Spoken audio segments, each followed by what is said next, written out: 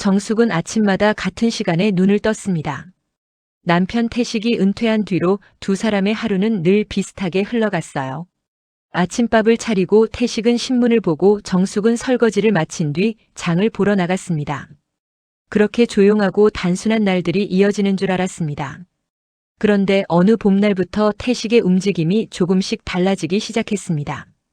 평소에는 동네 산책길도 잘 나가지 않던 사람이 갑자기 외출복을 챙겨 입기 시작했어요. 거울 앞에 서서 머리를 빗는 시간도 길어졌고 오래 쓰지 않던 향수까지 꺼내 뿌렸습니다. 정숙은 처음에는 그저 기분 전환을 하나보다 생각했습니다. 나이 들수록 사람도 바깥바람이 필요하다고 스스로를 달랬죠. 하지만 이상한 점은 한두 가지가 아니었습니다. 태식은 매주 같은 요일 비슷한 시간에 집을 나섰습니다. 어디 가느냐고 물으면 늘 말끝을 흐렸습니다. 그냥 친구 좀 만나. 그 한마디가 전부였습니다. 전에는 동창 이름도 약속 장소도 아무렇지 않게 말하던 사람이었습니다. 그런데 이제는 휴대전화가 울리면 방으로 들어가거나 베란다로 나갔습니다. 식탁 위에 그냥 두던 전화기도 어느 순간부터 바지 주머니 속에 꼭 들어가 있었어요. 정숙은 그런 태식의 뒷모습을 바라보며 마음 한구석이 서늘해졌습니다. 말로 설명할 수는 없지만 오래 같이 산 부부만이 아는 느낌이 있었습니다. 눈빛이 달라지고 말투가 달라지고 집 안에 앉아 있어도 마음은 다른 곳에 가 있는 사람의 기운이 느껴졌습니다. 그날 오후 정숙은 태식의 바지를 세탁하려고 주머니를 확인했습니다.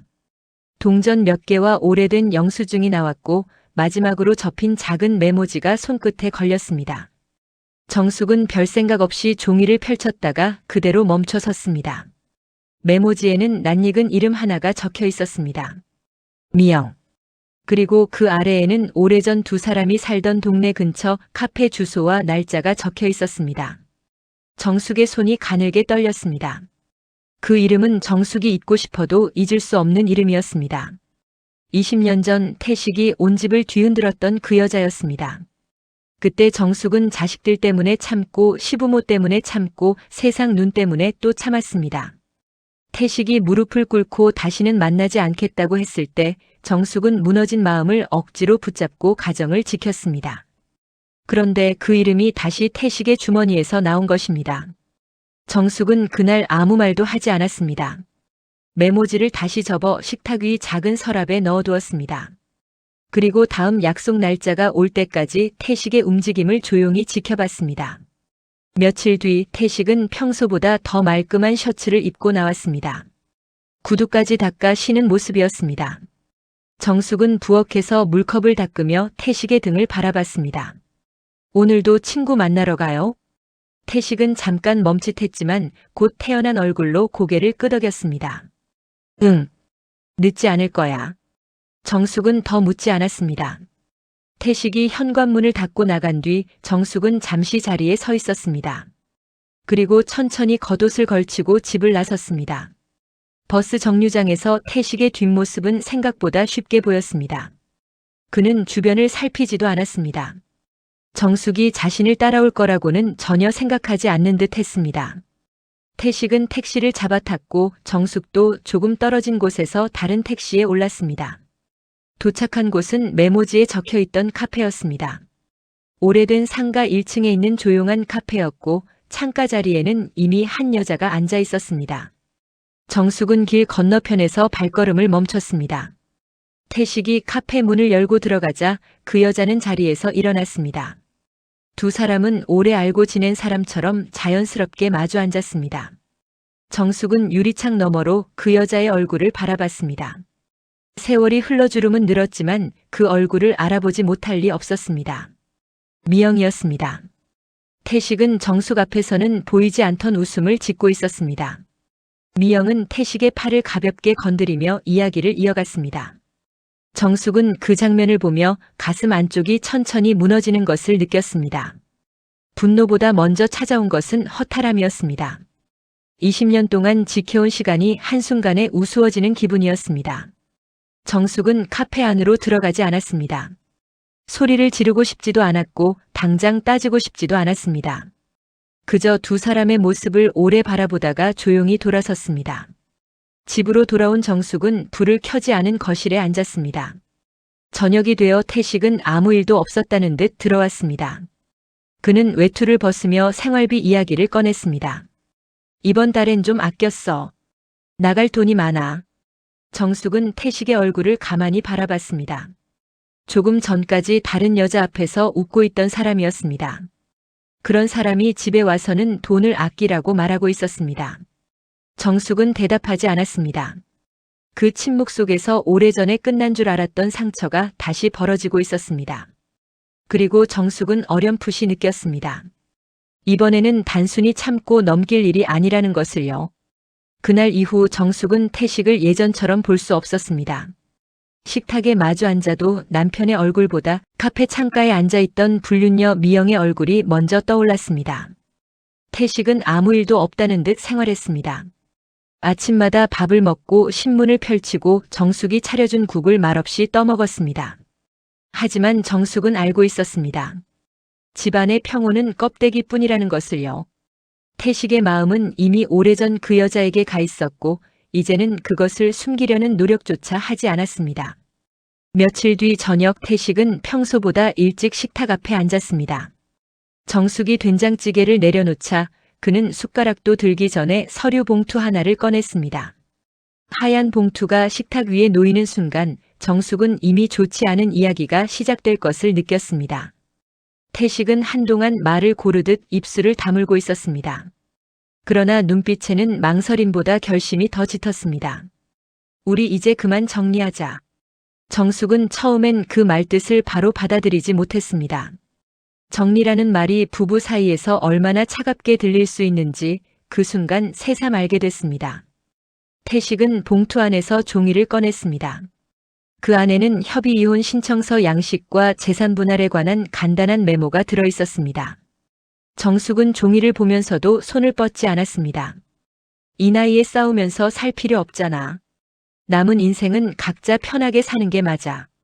태식의 말투는 너무 담담했습니다. 마치 오래된 가구를 버리자고 말하는 사람 같았습니다. 정숙은 가슴이 답답해졌지만 목소리를 낮췄습니다. 그 여자 때문이에요. 태식의 얼굴이 아주 잠깐 굳었습니다. 하지만 그는 곧 시선을 피하지 않고 정숙을 바라봤습니다. 미영이는 오래전부터 나를 이해해준 사람이야. 그 말 한마디에 정숙은 지난 세월이 통째로 부정당하는 느낌을 받았습니다. 태식이 사업에 실패했을 때도 시부모 병수발을 들 때도 곁에 있던 사람은 정숙이었습니다. 하지만 태식은 이제 자신을 이해해준 사람으로 미영을 말하고 있었습니다. 정숙은 손끝으로 식탁 모서리를 꼭 눌렀습니다. 당장이라도 손이 떨릴 것 같았기 때문입니다. 태식은 이어서 근처 오피스텔 계약서를 꺼냈습니다. 이미 보증금 일부를 넣었고 다음 달부터 나가 지낼 생각이라는 내용이었습니다. 정숙에게 의논한 적은 한 번도 없었습니다. 그는 모든 것을 결정해 놓고 통보하고 있었습니다. 정숙은 그제야 태식이 단순히 흔들리는 것이 아니라 오래전부터 준비해 왔다는 사실을 깨달았습니다. 며칠 뒤 자녀들이 집으로 불려왔습니다. 큰아들 민수는 회사 일로 지친 얼굴이었고 딸 수지는 어머니의 굳은 표정을 보자마자 상황이 심상치 않다는 것을 눈치챘습니다. 태식은 자녀들 앞에서도 태연했습니다. 그는 우리 부부가 오래전부터 마음이 멀어졌고 이제는 서로 편하게 사는 길을 찾는 것뿐이라고 설명했습니다. 민수는 처음부터 아버지를 적극적으로 편들려던 것은 아니었습니다.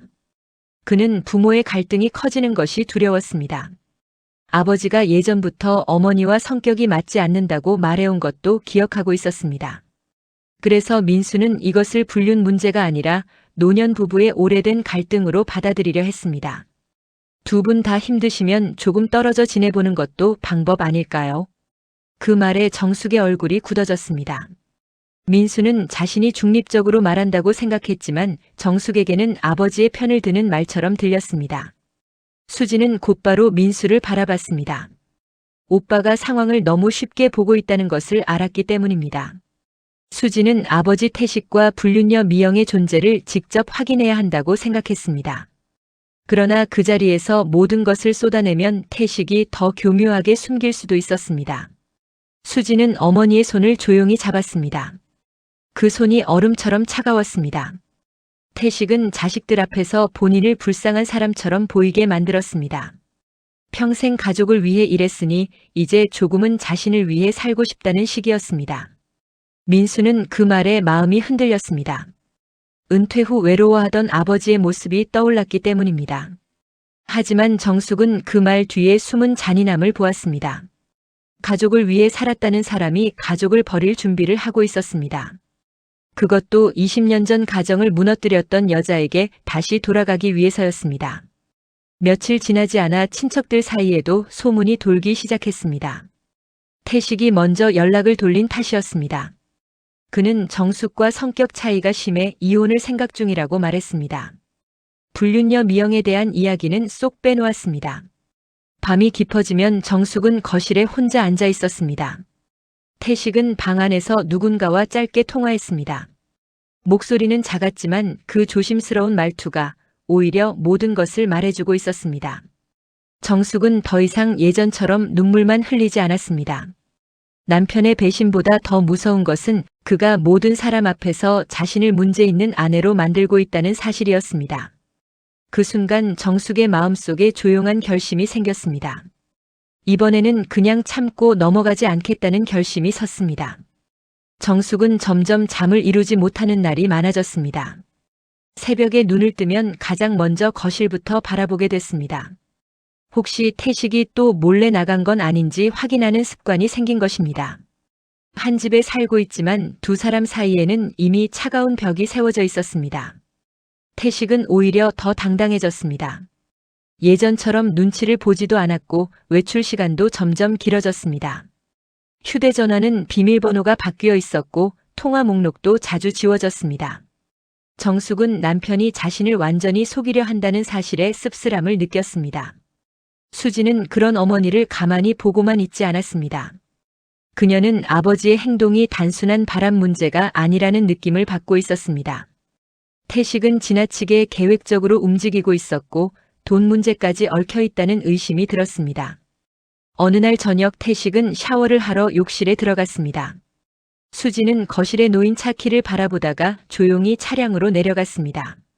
정숙은 불안한 얼굴로 딸을 따라 나섰습니다.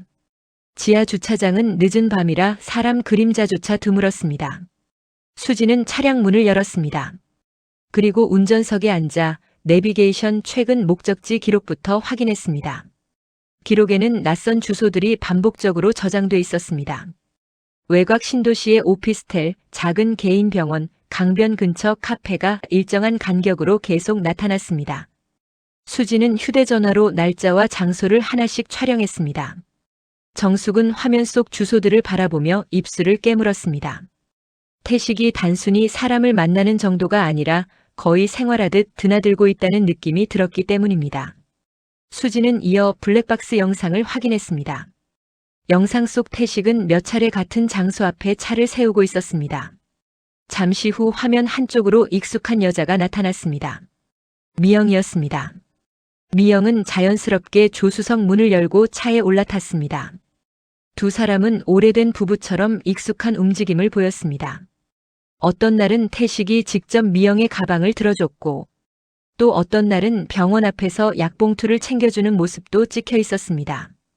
정숙은 차 안의 작은 화면을 멍하니 바라봤습니다. 20년 전에도 느껴본 적 있는 배신감이 다시 가슴을 찔렀습니다. 하지만 그때와 다른 점이 하나 있었습니다.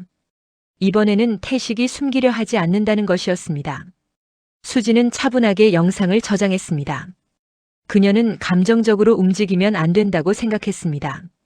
지금 필요한 것은 분노가 아니라 증거였습니다. 며칠 뒤 정숙은 우연히 우편함 안에서 은행 관련 봉투를 발견했습니다. 평소라면 태식 이름으로 온 우편은 건드리지 않았겠지만 이번에는 그냥 지나칠 수 없었습니다. 봉투 안에는 예금 해지 내역과 대출 상담 안내문이 들어 있었습니다. 정숙은 순간 숨이 막히는 기분이 들었습니다. 태식은 몇 달 전부터 생활비가 부족하다며 돈을 아끼라고 말해왔습니다. 그런데 뒤에서는 거액의 돈을 움직이고 있었던 것입니다. 수지는 바로 거래 내역을 확인할 방법을 찾기 시작했습니다. 그 과정에서 태식이 최근 몇 차례 큰 돈을 현금으로 인출했다는 사실도 드러났습니다. 일부 금액은 특정 계좌로 이체된 흔적까지 남아 있었습니다. 정숙은 그제야 모든 조각이 맞춰지는 느낌을 받았습니다. 태식은 단순히 사랑을 찾아간 것이 아니었습니다. 새로운 삶을 준비하고 있었고 그 과정에서 가족을 하나씩 정리하고 있었습니다. 그날 밤 민수도 집으로 불려왔습니다.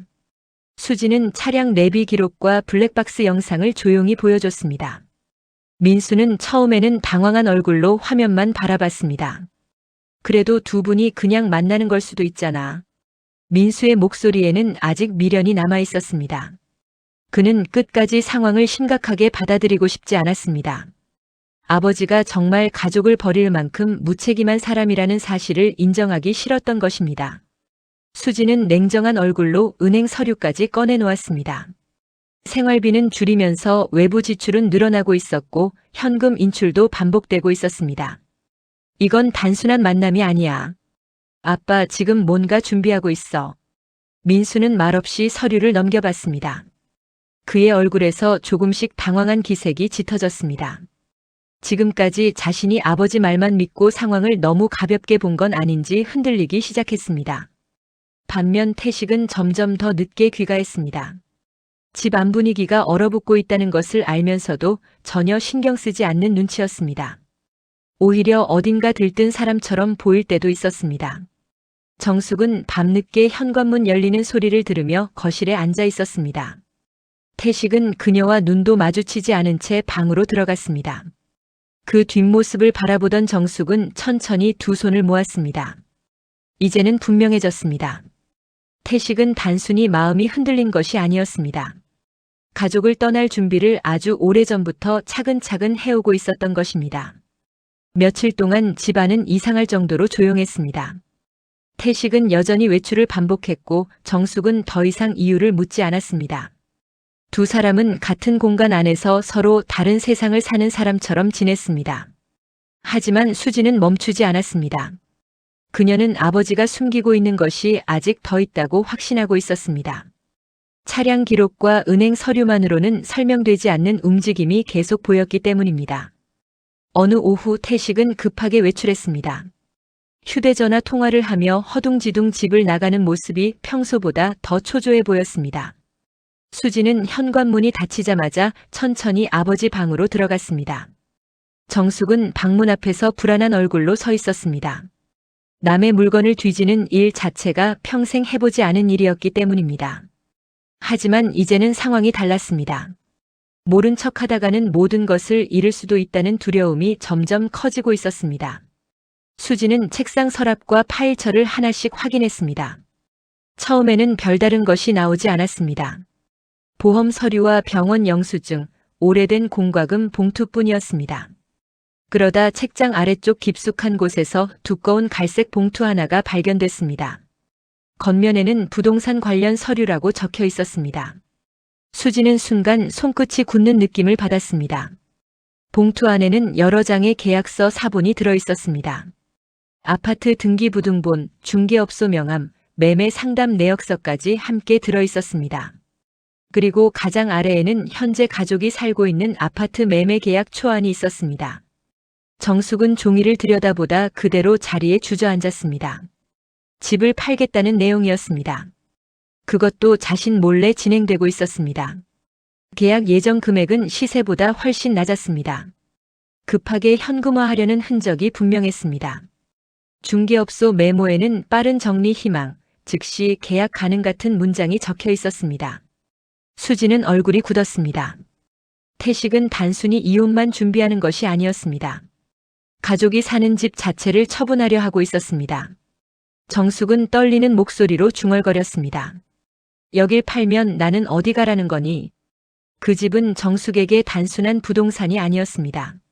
아이들을 키운 곳이었고 시부모를 모셨던 곳이었으며 평생의 시간을 쌓아온 공간이었습니다. 벽지 하나, 장판 하나에도 가족의 시간이 남아 있었습니다. 그런데 태식은 그 집을 몰래 팔아버리려 하고 있었습니다. 마치 오래된 짐을 처분하듯 말입니다. 수지는 계약서 날짜를 자세히 확인했습니다. 이미 여러 부동산에 매물이 올라간 상태였고 며칠 뒤에는 매수 희망자와 계약 약속까지 잡혀 있었습니다. 그 순간 정숙의 얼굴이 새하얗게 질렸습니다. 태식이 왜 갑자기 생활비를 줄이라고 했는지, 왜 자꾸 집안 물건 정리를 하려 했는지 이제야 이해됐습니다. 그는 이미 이 집을 떠날 준비를 끝내고 있었던 것입니다. 수지는 곧바로 아는 변호사에게 전화를 걸었습니다. 상황 설명을 들은 변호사는 목소리를 낮췄습니다. 배우자 몰래 진행된 거래라면 법적으로 문제될 가능성이 큽니다. 정숙은 그 말을 듣고도 쉽게 안심할 수 없었습니다. 이미 계약 직전까지 갔다는 사실 자체가 충격이었기 때문입니다. 변호사는 우선 가처분과 거래 정지 절차를 서둘러야 한다고 설명했습니다. 그리고 태식명의 재산 이동 내역도 빠르게 확인할 필요가 있다고 조언했습니다. 수지는 바로 필요한 서류 목록을 메모했습니다. 반면 정숙은 멍하니 식탁만 바라보고 있었습니다. 수십 년 함께 산 남편이 자신을 거리로 내몰 준비를 하고 있었다는 사실이 믿기지 않았습니다. 그날 저녁 민수도 다시 집으로 왔습니다. 수지는 말없이 계약서를 건넸습니다. 민수는 처음에는 내용을 제대로 이해하지 못했습니다. 이게 뭐야? 수지는 차갑게 대답했습니다. 아빠가 집 팔려고 했어. 민수의 얼굴이 순식간에 굳었습니다. 그는 계약서 마지막 장까지 천천히 읽어 내려갔습니다. 시세보다 낮은 금액, 급매 조건, 계약 예정 날짜까지 모두 적혀 있었습니다. 민수는 한동안 아무 말도 하지 못했습니다. 지금까지 그는 부모의 문제를 노년 부부의 갈등 정도로 생각하려 했습니다. 하지만 이건 전혀 다른 문제였습니다. 아버지는 이미 가족을 버릴 계획을 세우고 있었던 것입니다. 잠시 후 현관문 열리는 소리가 들렸습니다. 태식이 집으로 돌아온 것이었습니다. 거실에는 무거운 정적이 깔렸습니다. 태식은 가족들의 표정을 보자마자 무언가 잘못됐다는 것을 눈치챘습니다. 그리고 식탁 위에 펼쳐진 계약서를 발견한 순간 얼굴이 굳어졌습니다. 정숙은 아무 말 없이 태식을 바라봤습니다. 그 눈빛에는 슬픔보다 더 깊은 허탈함이 담겨 있었습니다. 태식은 급히 계약서를 집어들려 했지만 수진이 먼저 막아섰습니다. 이제 와서 숨기려고요? 태식의 얼굴이 서서히 일그러졌습니다. 하지만 이번에는 예전처럼 넘어갈 수 있는 분위기가 아니었습니다. 가족 모두가 드디어 같은 사실을 보고 있었기 때문입니다. 태식은 식탁 위 계약서를 급히 접어들었습니다. 마치 누군가에게 빼앗긴 물건을 되찾으려는 사람처럼 서둘렀습니다. 하지만 이미 늦은 뒤였습니다. 정숙도 수진도 민수도 모두 계약 내용을 확인한 상태였습니다. 거실안 공기는 숨막힐 정도로 무거웠습니다. 아무도 쉽게 말을 꺼내지 못했습니다. 태식은 애써 침착한 표정을 유지하려 했지만 손끝이 미세하게 떨리고 있었습니다. 먼저 입을 연 사람은 민수였습니다. 아버지, 이게 대체 뭡니까? 민수의 목소리에는 혼란과 분노가 함께 섞여 있었습니다. 지금까지 그는 상황을 최대한 좋게 보려고 했습니다. 노년 부부 사이의 갈등일 수도 있다고, 시간이 지나면 정리될 문제일 수도 있다고 스스로를 설득해왔습니다. 하지만 집을 몰래 팔려 했다는 사실은 전혀 다른 이야기였습니다. 태식은 잠시 입술을 굳게 다물었습니다. 그러다 낮게 한숨을 내쉬었습니다. 어차피 정리될 집인데 미리 준비한 거다. 그 말에 정숙은 허탈한 웃음을 지었습니다. 평생을 살아온 집이 태식 입에서는 단지 정리될 집이 되어 있었습니다. 수지는 바로 은행 거래 내역과 사진들을 식탁 위에 꺼내 놓았습니다. 내비게이션 기록, 블랙박스 영상 캡처, 현금 인출 내역까지 차례로 펼쳐졌습니다. 이것도 설명해 보세요. 태식의 얼굴이 점점 굳어졌습니다. 민수는 처음 보는 자료들에 눈을 크게 떴습니다. 아버지가 특정 오피스텔을 반복적으로 드나든 기록, 미영과 함께 찍힌 영상, 계속된 현금 인출 내역이 한눈에 들어왔습니다. 그 순간 민수는 자신이 얼마나 상황을 모르고 있었는지 깨닫기 시작했습니다. 아버지는 단순히 외로운 노인이 아니었습니다. 오랫동안 가족 몰래 다른 삶을 준비해왔던 것입니다. 정숙은 말없이 태식을 바라봤습니다. 눈가에는 눈물도 없었습니다. 이미 울음을 넘어선 상태였습니다.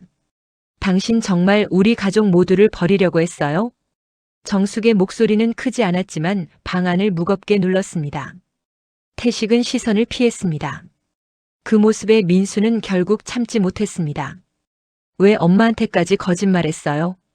태식은 짜증 섞인 얼굴로 고개를 들었습니다. 너희는 아무것도 몰라.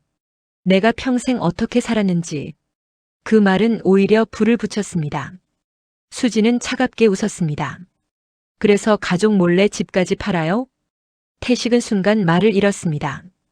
그는 이제야 자신이 몰리기 시작했다는 걸 느끼고 있었습니다. 그날 저녁 작은아버지 부부와 고모까지 집으로 찾아왔습니다. 이미 친척들 사이에서도 소문이 퍼지고 있었기 때문입니다. 처음에는 단순한 황혼이혼 이야기 정도로 알았던 친척들도 식탁 위 서류들을 보고 얼굴이 굳어졌습니다. 고모는 한숨을 내쉬며 태식을 바라봤습니다. 너 정말 이렇게까지 해야 했니? 태식은 아무 말도 하지 못했습니다. 작은아버지는 계약서를 넘겨보다가 고개를 저었습니다. 이건 너무 심했다. 태식은 점점 궁지에 몰렸습니다. 그동안 그는 정숙을 예민한 사람처럼 이야기해왔고 자신은 조용히 정리하려는 사람처럼 행동했습니다. 하지만 이제는 거짓이 하나씩 드러나고 있었습니다. 그 와중에도 태식은 끝까지 미영 이야기를 제대로 하지 않았습니다. 그러나 이미 모두 알고 있었습니다. 수진이 보여준 영상 속 여자 얼굴을 친척들도 알아본 것입니다. 거실 안에는 긴 침묵이 흘렀습니다. 그 침묵 속에서 태식은 점차 고립감을 느끼기 시작했습니다. 지금까지는 자신이 모든 상황을 통제한다고 생각했습니다. 하지만 가족들이 진실을 알게 되자 분위기는 완전히 달라졌습니다. 정숙은 천천히 자리에서 일어났습니다. 이제 더는 참지 않을 거예요. 그 말은 조용했지만 단호했습니다. 정숙은 더 이상 눈치 보며 사는 사람이 아니었습니다. 20년 전에는 자식들 때문에 참았습니다. 세상 시선이 두려워 삼켰고 가정을 지켜야 한다는 생각으로 버텼습니다. 하지만 이번에는 달랐습니다. 남편은 또다시 20년 전 바람핀 여자를 다시 만나고 있었고 이번에는 가족의 삶 자체를 무너뜨리려 했습니다. 민수는 고개를 숙인 채 깊은 한숨을 내쉬었습니다. 그는 이제야 어머니가 왜 그렇게 무너져 갔는지 조금 이해할 수 있었습니다. 아버지를 믿고 싶었던 마음이 오히려 어머니를 더 외롭게 만들었다는 사실도 깨닫기 시작했습니다. 반면 태식은 점점 초조해졌습니다. 미영에게는 이미 집 정리가 거의 끝났다고 말해놓은 상태였습니다. 그런데 가족들이 움직이기 시작하면 모든 계획이 틀어질 수도 있었습니다. 그날 밤 태식은 방 안에서 여러 번 전화를 걸었습니다. 하지만 통화는 길게 이어지지 않았습니다. 미영 역시 상황이 심상치 않다는 것을 느끼고 있었던 것입니다. 정숙은 거실 불을 끄며 조용히 창밖을 바라봤습니다. 오랫동안 지켜온 가정은 이미 산산조각 나고 있었습니다. 하지만 이상하게도 마음 한구석에서는 두려움 대신 다른 감정이 조금씩 자라고 있었습니다. 이번에는 끝까지 싸워야 한다는 마음이었습니다. 가족들 앞에서 모든 계획이 드러난 뒤부터 태식은 집안에서 점점 불안해졌습니다. 정숙과 수지는 변호사를 통해 법적 절차를 준비하기 시작했고 민수도 더 이상 아버지 편에 서지 않았습니다. 태식은 집안에 앉아 있어도 숨이 막히는 기분이 들었습니다. 무엇보다 가장 초조한 것은 미영의 반응이었습니다.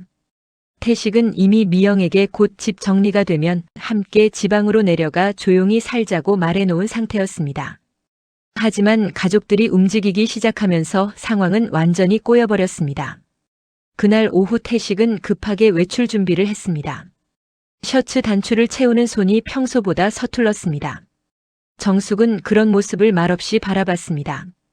이제는 어디를 가는지 묻지도 않았습니다. 태식은 택시를 타고 미영이 사는 오피스텔로 향했습니다. 차 안에서도 그는 몇 번이나 휴대전화를 확인했습니다.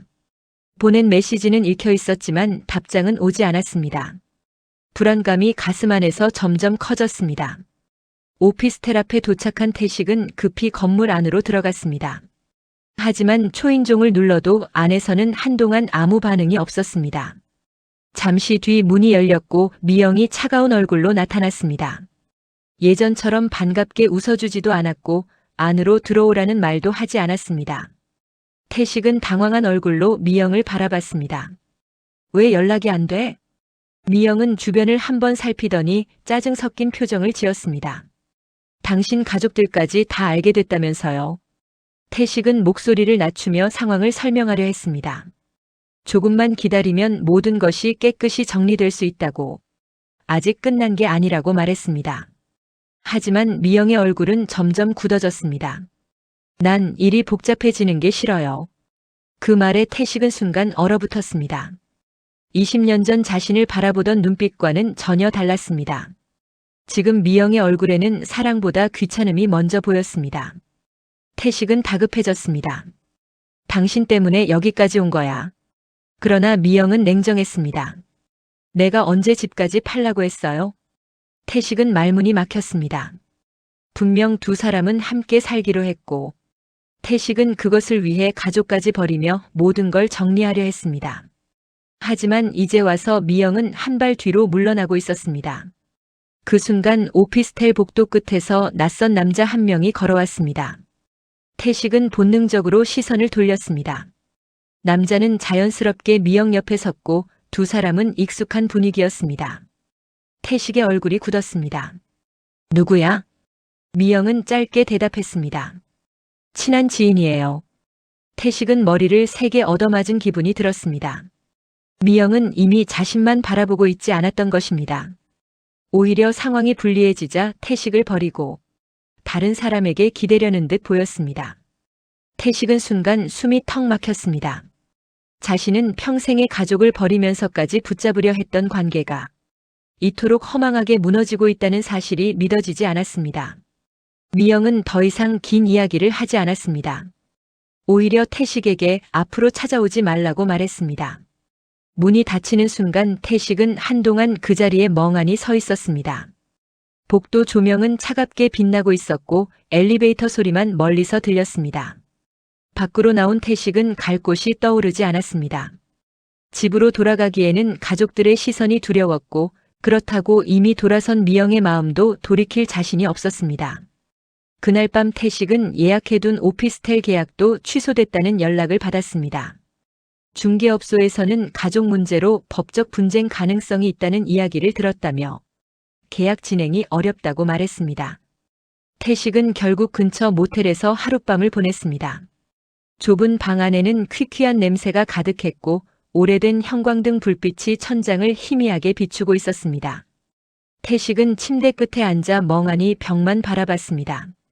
불과 몇 달 전까지만 해도 그는 새로운 인생이 시작될 거라고 믿고 있었습니다. 미영과 다시 만나 살 생각에 설레는 마음을 감출 수 없었고 답답한 가정에서도 벗어날 수 있다고 생각했습니다. 하지만 현실은 전혀 달랐습니다. 가족도 등을 돌렸고 미영조차 자신에게서 멀어졌습니다. 다음 날 아침 태식은 몸 상태까지 좋지 않았습니다. 속이 울렁거리고 가슴이 답답했습니다. 병원 응급실을 찾은 그는 혈압이 크게 올라 있다는 말을 들었습니다. 진료를 기다리는 동안 태식은 혼자 의자에 앉아 있었습니다. 예전 같으면 정숙이 약부터 챙기고 곁을 지켰을 상황이었습니다. 하지만 지금 그의 옆에는 아무도 없었습니다. 민수는 뒤늦게 아버지 상황을 전해 들었습니다. 그는 병원으로 가야 하나 망설였습니다. 아버지가 안쓰럽기도 했지만 어머니가 겪은 상처를 생각하면 쉽게 마음이 움직이지 않았습니다. 반면 정숙은 담담했습니다. 놀랍도록 차분했습니다. 태식이 어디에서 무엇을 하는지 더 이상 알고 싶지 않았습니다. 창밖 햇살이 거실 바닥 위로 길게 들어오고 있었습니다. 정숙은 천천히 창문을 열었습니다.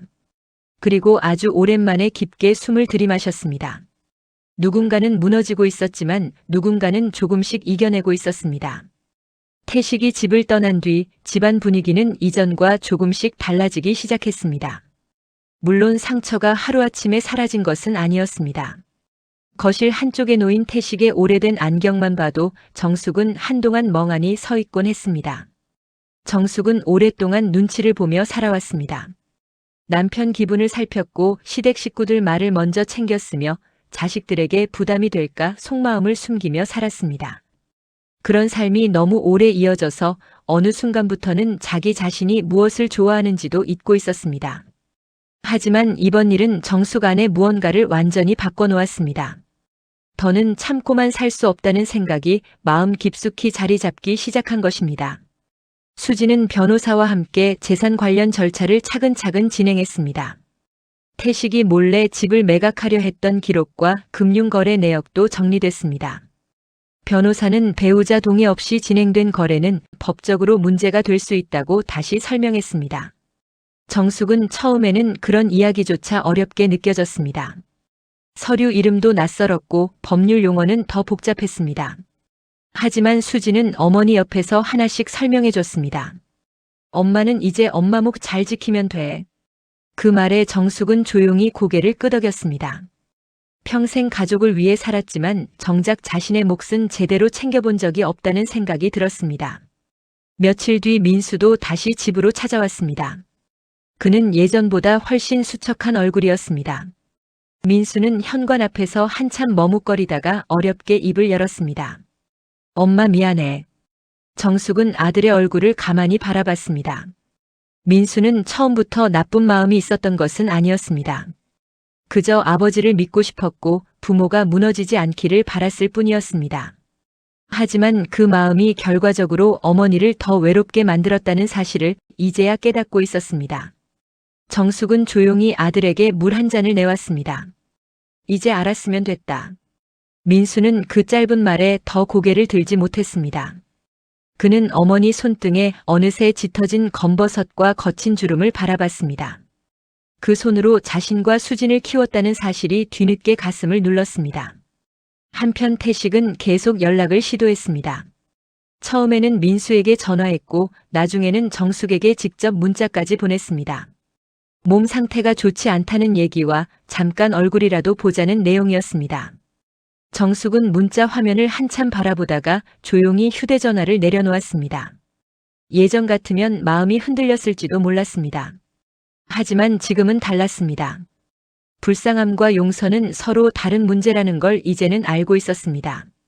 수지는 어머니에게 새로운 제안을 했습니다. 동네 시장 근처에 작은 반찬 가게 자리가 나왔다는 이야기였습니다. 처음에 정숙은 손사래부터 쳤습니다. 내가 뭘 안다고. 하지만 수지는 진지했습니다. 정숙은 음식 솜씨가 좋았고 교회 사람들 사이에서도 반찬 잘하기로 유명했습니다. 무엇보다 지금 필요한 건 돈보다 삶의 방향이라고 생각했습니다. 며칠 뒤 두 사람은 함께 시장으로 나갔습니다. 작은 가게였지만 볕이 잘 들었고 골목 유동 인구도 꽤 많았습니다. 정숙은 가게 안을 천천히 둘러봤습니다. 빈 진열대와 작은 주방을 바라보는데 묘한 감정이 올라왔습니다. 두려움도 있었지만 이상하게 가슴 한쪽이 뛰고 있었습니다. 평생 누군가의 아내, 누군가의 엄마로만 살아온 사람이 처음 자기 이름으로 무언가를 시작하려 하고 있었기 때문입니다. 며칠 뒤 정숙은 수진과 함께 가게 청소를 시작했습니다. 오래된 간판을 떼어내고 바닥을 닦고 작은 냉장고를 들여놓았습니다.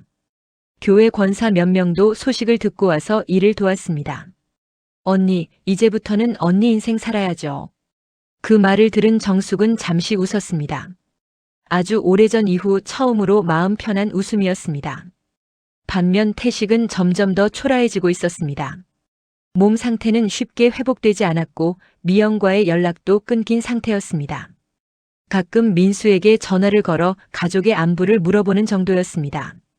그러나 정숙은 다시 돌아갈 생각이 없었습니다. 20년 전에는 참고 살았습니다. 하지만 이번에는 달랐습니다. 태식은 단순히 바람을 피운 것이 아니라 가족의 삶 자체를 무너뜨리려 했습니다. 어느 날 저녁 정숙은 가게 앞에 조용히 서 있었습니다. 노을빛이 유리창에 붉게 비치고 있었습니다. 수지는 안쪽에서 가격표를 정리하고 있었고 민수는 무거운 박스를 옮기고 있었습니다. 정숙은 그 모습을 바라보다가 천천히 숨을 내쉬었습니다. 삶이 완전히 끝난 줄 알았던 순간이 있었습니다. 하지만 사람은 생각보다 쉽게 무너지지 않았습니다. 그리고 정숙은 이제야 조금씩 깨닫고 있었습니다. 남편 없이 처음 맞는 인생이 결코 두렵기만 한 것은 아니라는 사실을요. 초여름 바람이 시장 골목 사이로 천천히 지나가고 있었습니다. 정숙은 새벽부터 가게 문을 열 준비를 하고 있었습니다. 주방에서는 멸치 볶는 냄새가 올라왔고 수지는 반찬 용기를 정리하고 있었습니다.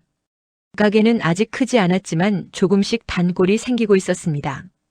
교회 사람들도 자주 들렀고 근처 아파트 주민들도 반찬 맛이 괜찮다며 찾아오기 시작했습니다.